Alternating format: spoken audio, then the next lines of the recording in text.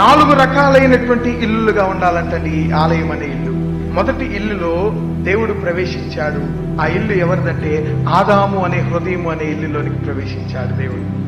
కానీ యేసు ప్రభు వారు ఆదాము అనే హృదయపు ఇల్లులోనికి ప్రవేశించాడే కానీ అందులో ఉండలేకపోయాడు ఆయన. కారణం ఏంటో చెప్పగలరా? ఆయన పాపము చేసినందువలన ఆయన హృదయం అనే ఇల్లులో నుండి ఆయనకి బయటికి వచ్చేసినట్లుగా మనం చూస్తున్నాం.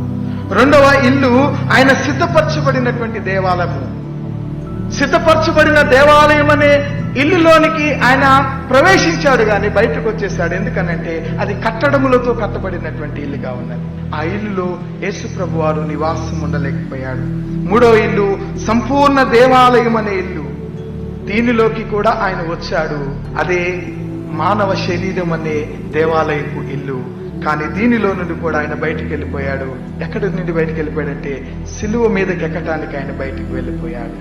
నాలుగో ఇల్లు ఏదైతే ఉన్నదో ప్రియమైనది ఏమిల్లారా, ఇప్పుడు ఆయన మనలోనికి శాశ్వతమైన ఇల్లులోనికి రాబోవటానికి ఆయన సిద్ధముగా ఉన్నాడు.